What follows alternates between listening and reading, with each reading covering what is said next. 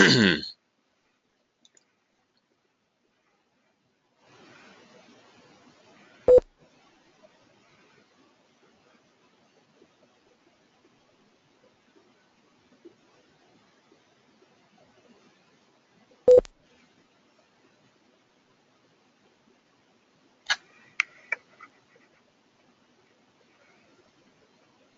broadcast is now starting. All attendees are in listen-only mode.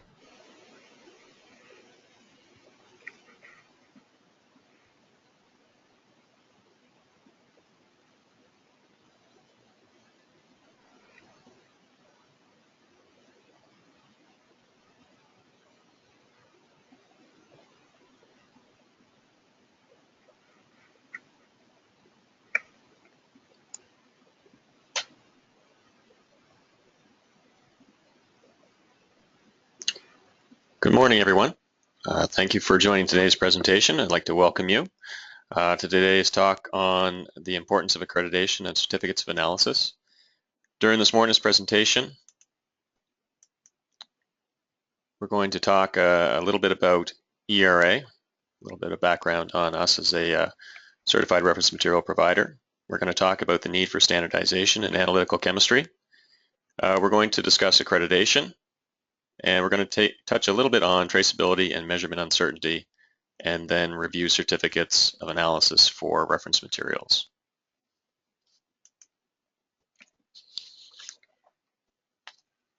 So a little bit on ERA. ERA was established in 1977, initially focusing on products for environmental proficiency testing.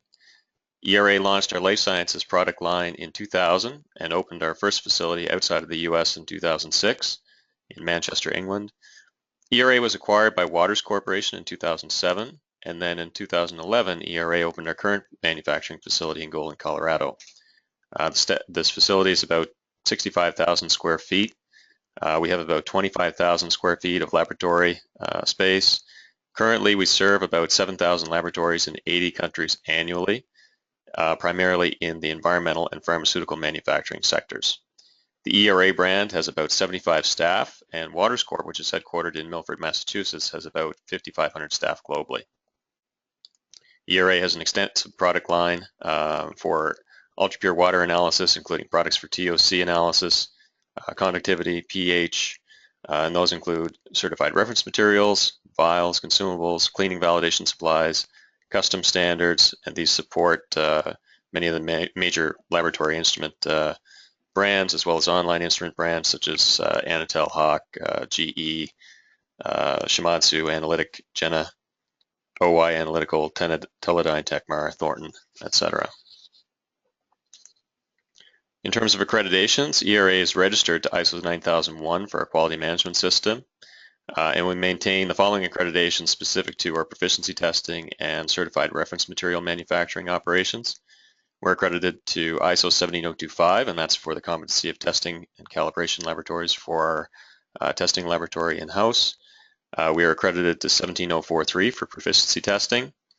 We're accredited to ISO Guide 34 related to the design, manufacturing, and product verification for certified reference materials. And you can see our scopes of accreditation online for both the US and UK facilities at www.a2la.org. and www.ucas.org.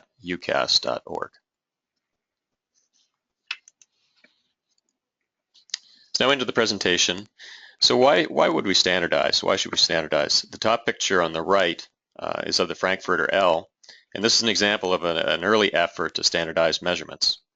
The L originally referred to using the length of the arm to the elbow to measure goods for sale, things like cloth, because these were different in size. You can imagine consumers looking for a good deal from whoever offered the largest L, because these weren't standardized. Standardization took a giant leap forward in 1875 with the meter convention, and this picture below is of the original kilogram held in a vault at the International Bureau of Weights and Measures in Paris.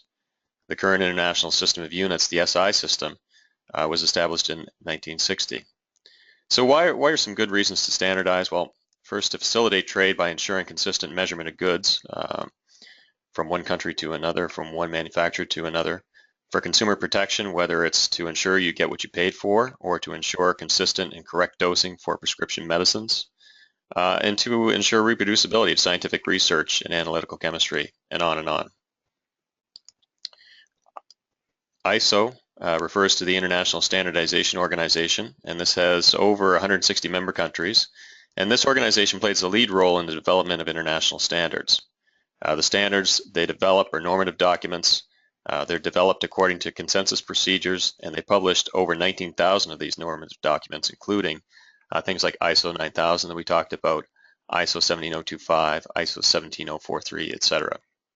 ISO guides, on the other hand, are really guidance documents that are intended for the technical committees for the preparation of standards, and really these are intended to eventually become standards, and these include things like ISO Guide 34, which refers to reference material production, and ISO Guide 31, which refers to the contents that are required for certificates of analysis for reference materials.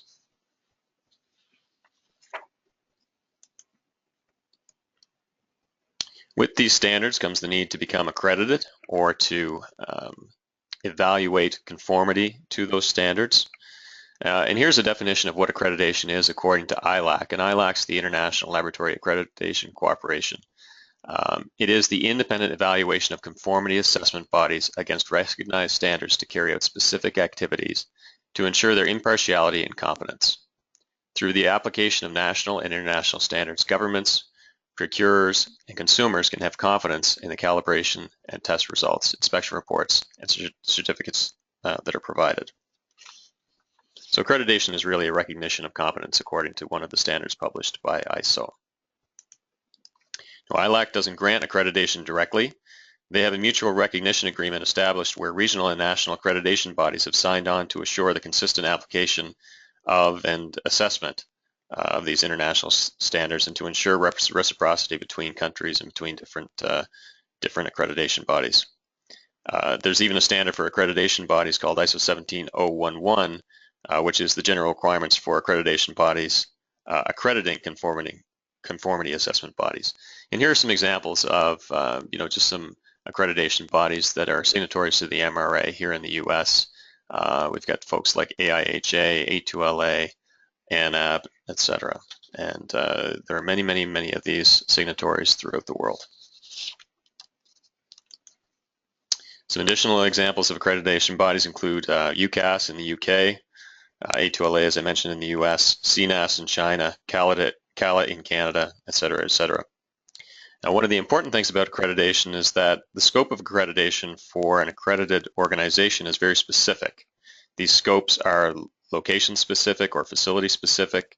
They're also specific to matrix, analyte, concentrations, methods, and so on. So you just can't get an accreditation in one place for one or two things and make a blanket claim that everything that you do is accredited. Your specific accreditations are defined by scope of accreditation, and this is the document that the accreditation body publishes that defines the specific location, the matrix, the analytes, etc., that they've assessed and granted the accreditation for.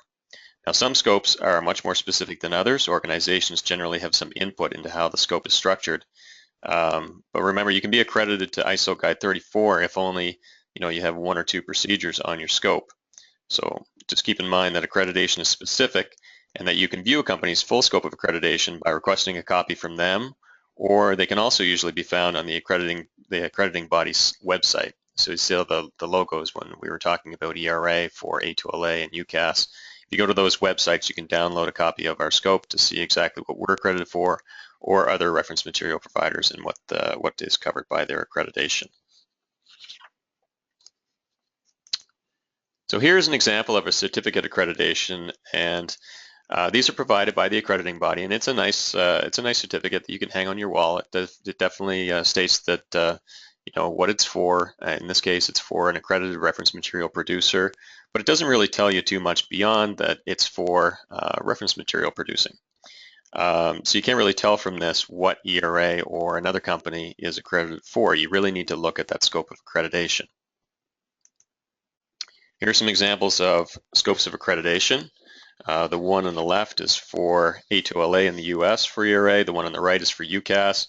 Just two different scopes from two different accrediting bodies.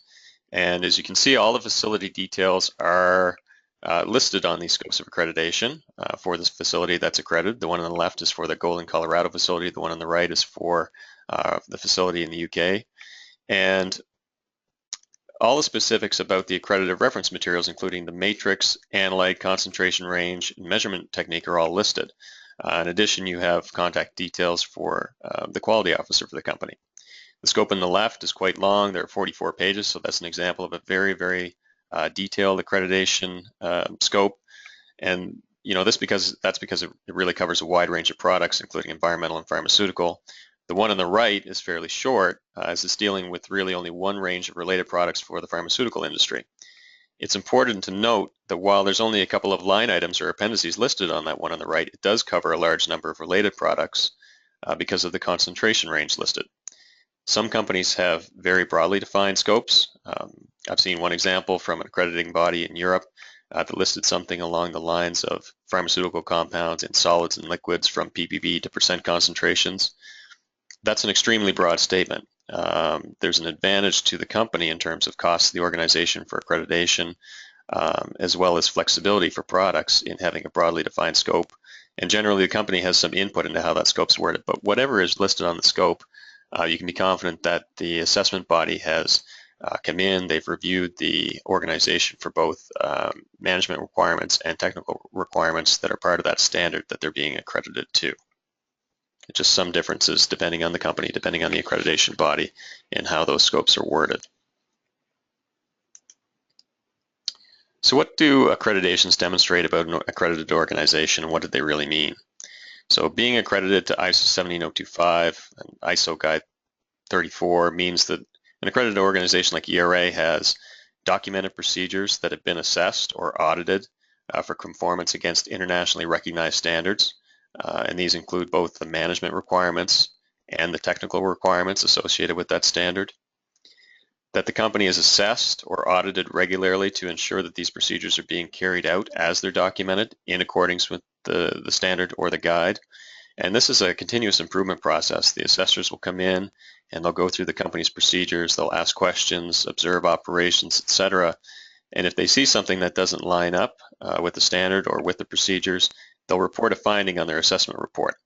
The company then has to go through, review, rewrite their procedures, make operational changes, conduct additional training, and document everything they do to respond to that finding and prove that it's been addressed and prove that they are operating in line with that standard.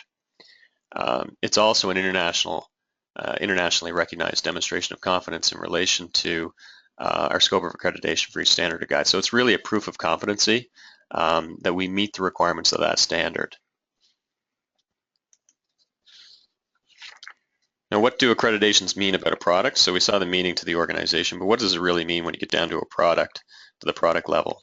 In terms of CRMs, a Guide 34 accreditation is proof that a certified reference material that's included on the scope has full traceability to an SI unit, and that's via comparison to primary reference standards from a National Measurement Institute, that they're conducting correct calculation and reporting of measurement uncertainty, which is very important for ISO 17025 accredited laboratories, and that the certificates of analysis that are provided for those reference materials meet the requirements of ISO Guide 31.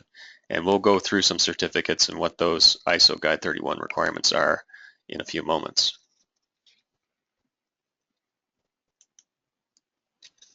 I'm going to take a minute just to touch on traceability and measurement uncertainty. We're not going to go into a huge amount of detail. We could spend all day talking about traceability and measurement uncertainty, but these are extremely important concepts for both reference materials and to the accuracy and precision of results in the laboratory.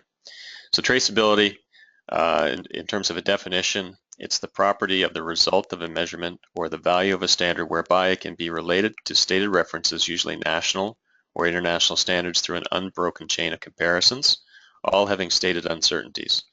So we'll look at a graphic in a few moments that details how this works, where you start with a primary reference standard from a National Measurement Institute, and then standards that are derived from that, using calibrations against that standard, and how that affects the traceability, how that affects the uncertainty associated with those standards as you move down the chain.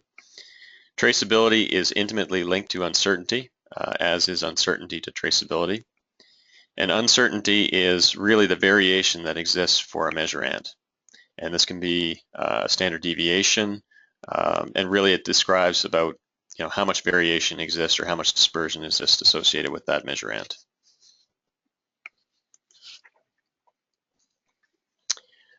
Uncertainty in the result can come from many different sources. These can include sampling, can include matrix effects, it can include environmental conditions, uncertainties associated with weights and volumetric equipment that are used to measure out or to prepare the reference material. It can be related to reference values, approximations or assumptions, or random variations in analysis. There are a number of different classifications of uncertainty as well. There's standard uncertainty, combined standard uncertainty, and expanded uncertainty. And there are some requirements under ISO Guide 31. Again, that deals with the requirements associated with the certificate of analysis for a reference material. ISO Guide 31 section 5.3.3 states that uncertainties should be reported according to the Guide to the Expression of Uncertainty in Measurement, and that's ISO Guide 98-3. So there are definitely some specifics in terms of how that uncertainty needs to be calculated and how that uncertainty should be reported. And I can certainly say that I've seen some examples of certificates of analysis where the uncertainty that is reported is an extremely, extremely small number. And in those cases, you really need to take a closer look at that, because uncertainty really should include all sources of uncertainty or expanded uncertainty. And generally, that's not something that is, it's generally small, but in cases where we're talking about, a 1% uncertainty versus a 0.001% uncertainty, there is a difference. And you should be wary, and you should understand when you're looking at a certificate whether you are looking at standard uncertainty or if you're looking at expanded uncertainty. And that should be able to be articulated and explained by the reference material producer that you're dealing with. In this graph, here we see what the unbroken chain of comparisons to an SI unit, what that really looks like and what it means. At the very top of the pyramid, you start with the definition of the unit or the SI unit, and then primary reference standards, which are maintained by national measurement institutes. In cases like the products ERA produces, we use a lot of NIST primary standards, USP standards, things like that. And then secondary standards are those that are calibrated against the primary standards. So these would be examples of products that a company like ERA would produce. Down a level, you look at working standards produced in the laboratory, prepared in the laboratory, all the way down to laboratory measurements made against calibrations that are again going up the chain all the way up to a primary reference standard. And that's traceability in a nutshell.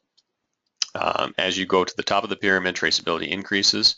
As you move down the pyramid from a primary reference standard to working standards or secondary standards, the associated measurement uncertainty increases as you get farther away from that SI unit. So how do these all fit together? Accreditation, traceability, measurement uncertainty, and certificates of analysis. Well, ISO 17025 includes technical requirements relating to traceability and measurement uncertainty. ISO 17025 accredited laboratories are subject to traceability and uncertainty requirements. Guide 34 accreditation is evidence of our technical competence to produce certified reference materials, and that includes the proper understanding and reporting of traceability and uncertainty. And these are communicated to laboratories via the certificate of analysis, so that ISO Guide 31 details the requirements for the certificate of analysis for Guide 34 accredited CRM producers.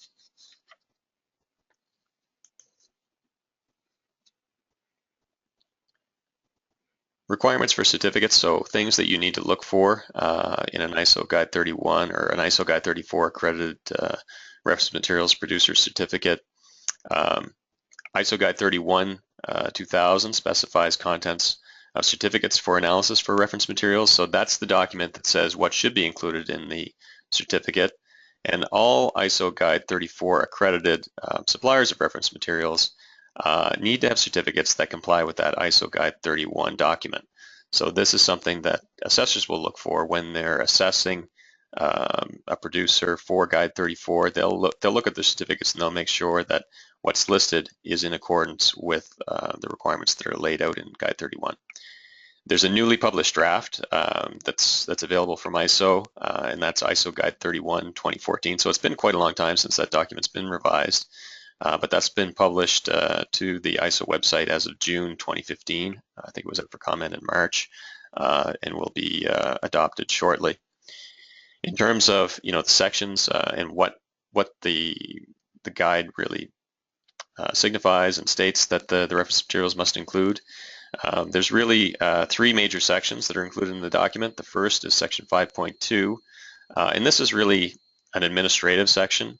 It includes requirements such as including the title of the document, having a unique identifier for the product, like a lot number, including the product name, information on the producer and contact information, that kind of thing, intended use of the product, the minimum sample. So if you look at is it 1 ml of the sample, that is the minimum sample requirement, that the certified value is valid for, the period of validity or the expiry date, the date range for when the certified value is valid, storage information, handling instructions, and page and revision numbers. So again, it's important information, mostly administrative in nature.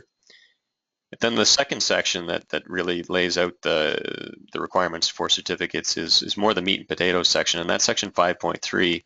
And this section details a more specific description of the product, or more details on what the nature of the product is, the measurement methods that are associated with that product, the analyte, the certified value, the measurement uncertainty associated with that certified value, statement of traceability for the product, and it also stipulates the requirements for the approving officer and signatures that need to be on the certificate. So that section is really the meat and potatoes for the information that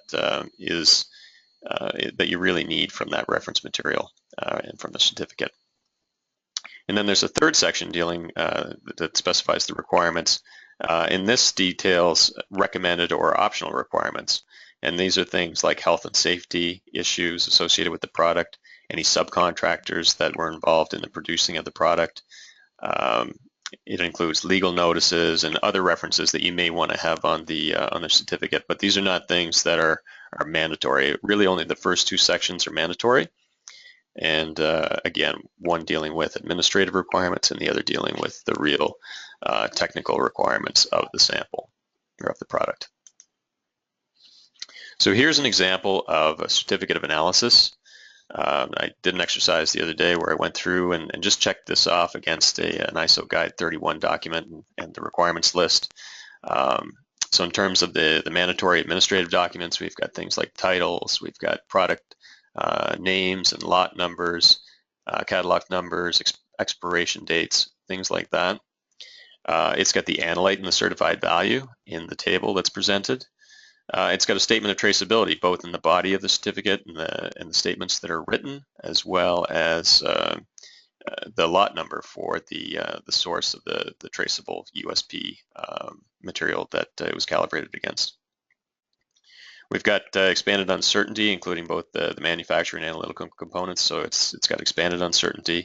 And then we've also got some recommended information in here as well, the health and safety section that's down at the bottom. So in a nutshell, a certificate like this is ISO Guide 31 compliant. But if you are curious about your certificates, that ISO Guide 31 document, it is available for download from ISO's website. It's not a very long document in terms of what some of these ISO standards are. It's pretty easy to read, and you can certainly evaluate your supplier against that fairly readily. Most certificates like this one are set up in a way that the items that are referenced in that standard are fairly easy to identify, and it's laid out with language that's very similar to the standard. So it's pretty easy to evaluate a certificate just to ensure that what you're getting is what you think you're getting. In terms of a summary, for certificates of analysis, ISO 17025 includes traceability and uncertainty requirements for testing laboratories.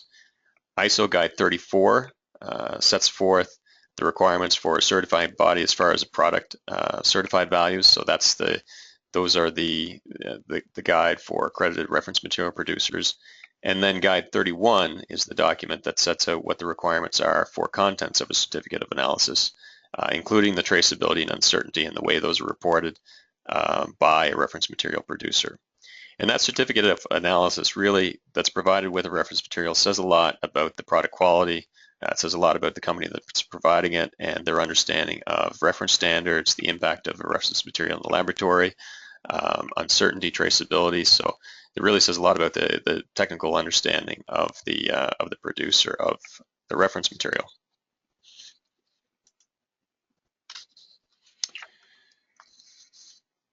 Who cares about accreditations? Well, I think increasingly we're seeing a need for laboratories to become accredited.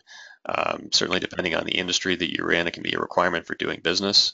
My background is a little bit in environmental, where I used to run an environmental laboratory, and really, in order to be able to provide analyses that were acceptable to governments and to industry, it was a requirement for doing business. We had to be accredited, and we had to prove that competence for testing the items that were included in our scope of accreditation. In terms of international organizations, obviously ISO and ILAC, very concerned about laboratory accreditation, but other organizations that you may not expect, like the World Health Organization and World Trade Organization, are increasingly involved in providing recommendations for the accreditation of laboratories for things related to health, things related to trade. We see regulators become increasingly aware and concerned with accreditation and providing accreditation requirements. Folks like national environmental regulators, the FDA, pharmacopoeias like the USP and in Europe, accredited reference materials such as ERA, laboratories, obviously if they're accredited to ISO 17025 and being able to demonstrate that competence, whether it's a business requirement or whether it's to demonstrate to their customers or to the end user of the product. And ultimately, it's the end users, it's the folks that are using the results of those analytical chemistry results that are concerned with ensuring that they're getting the results that have been proven and been produced by a laboratory that has demonstrated competence to international standards. For additional information on accreditation, on reference materials, and some of the other topics that we covered today, you can visit us online at www.eraqc.com. We've got a white paper as well that's on the website dealing with the importance of accreditation, and I've got a link here. This presentation or a copy of it will be available on our website for download at a later date. It'll be at eraqc.com under resources, and we've got a link for webinars there. There are also a number of related websites. I've just listed a couple here that I referenced in the presentation, www.ilac.org and www.iso.org. Again, great source if you're looking to download any of the standards that we talked about, Guide 34, Guide 31. Certainly those are available from ILAC, and information on various accrediting bodies, obviously available from ILAC. So I just wanted to thank everyone for your attentiveness and for attending today's presentation. I hope you enjoyed the information that was presented. As I said, we will have this presentation posted to our website at a later date. It should be within about the next week. And I hope you found today's information useful and that you got some good information out of it. Thank you very much, and have a great day.